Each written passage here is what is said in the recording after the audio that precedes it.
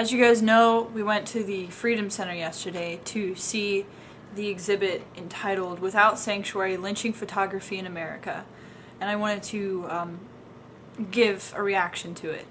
Unfortunately, I wasn't allowed to bring any sort of camera into the building, and therefore obviously couldn't get any footage of the exhibit itself. But I feel like my last video sums up pretty well the things that I saw. It was a hard exhibit to walk through. Even though I had to go searching for those images that I put in my last video, there was things that I hadn't seen. And I even learned something else about the murder of Jesse Washington. I included a picture of Jesse Washington in with my last video. He was one of the people that was burned and then hung. The thing that I didn't know about his story is that he was mentally retarded. He was a 17-year-old boy with mental retardation. They chained him to a fire, burned him alive, and then hung his corpse from a post. And it doesn't say, it didn't name his crime, and that's incredibly disturbing. He wasn't the only one, unfortunately, that met his end that way. In fact, there was a lot of people who were burned alive and then hung. I wasn't aware that that was common practice. I thought that there was only a few people who died that way, but it turns out that that was actually a rather common practice. There was one story specifically of a man in Kentucky who was blamed for the murder of a man's wife, and so they tied him to a stake alive and started the flame at his feet and continued feeding the fire until he was completely engulfed in flames. And all the time while he was burning alive, the man's wife, whom he allegedly murdered, I had to say the man's husband, of the wife whom he allegedly murdered, took a box of cayenne pepper and was continually, as the article said, very robotically and without emotion, blowing the pepper into his eyes as he was alive. And they even said that there was some points where he was pushing his finger onto the man's eyes to make sure that the cayenne pepper was doing its job. And then when the fire burned the rope that had tied him to the post, he fell forward into the flames, and they assumed he was dead, of course, and then he rose into a sitting position, and his last words were begging for mercy and asking for water, and then he died. After that much torture and after that much time, he finally succumbed to death. And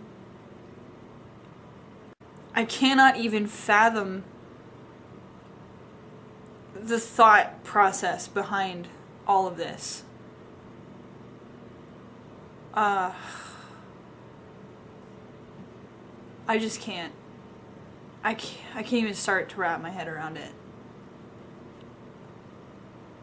Most of the stories that I read and the pictures that I saw were of the same caliber. There was times when it was hard to not be sick.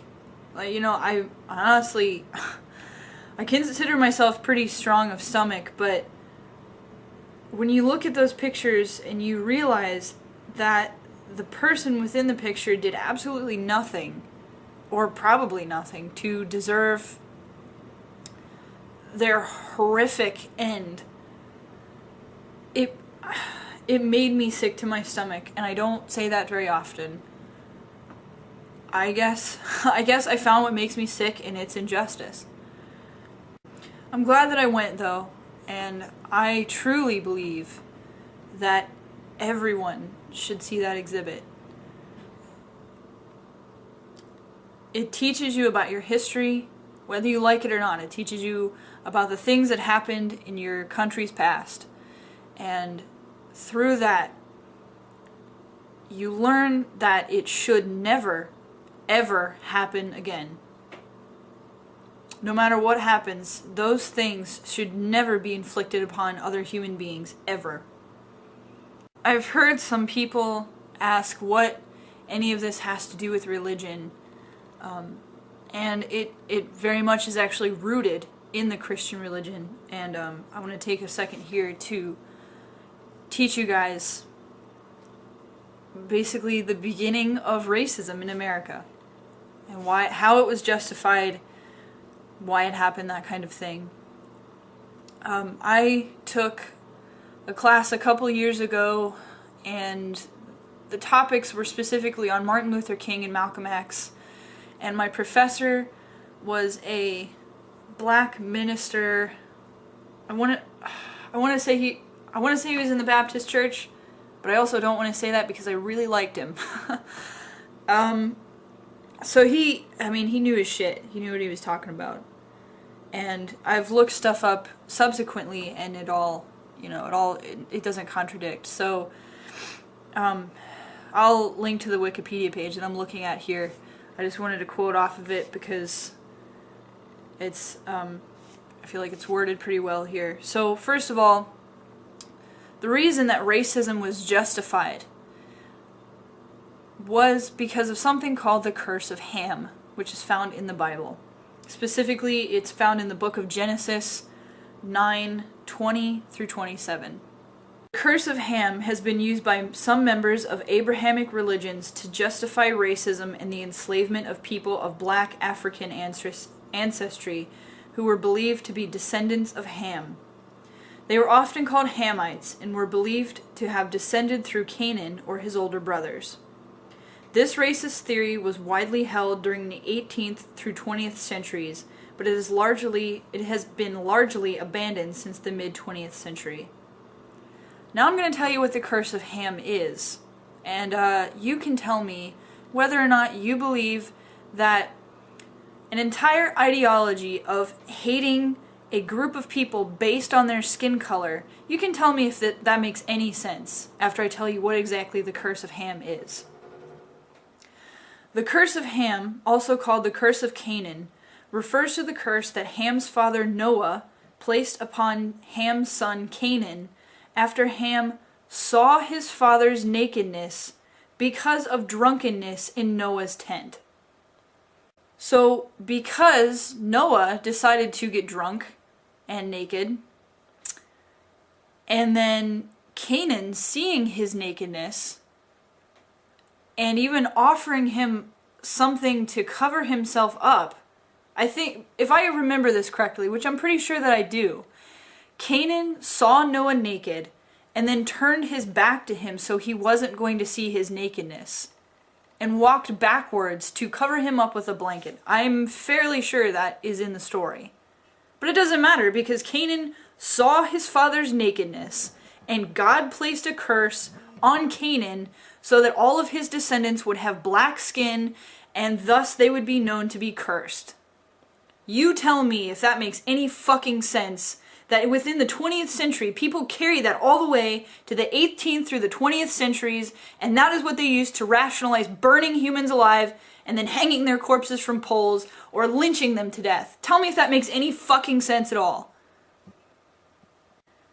The things that are based on the Bible, you want to know what gets me mad? The things that are based on the Bible and then people using the rationalizations within the Bible to make their prejudices seem okay, that's not fucking okay. You're hurting people. That is what I don't like about religion. I don't understand why people can't get that through their heads. Religion hurts people. It makes you hate people for no reason other than this book tells you to hate people.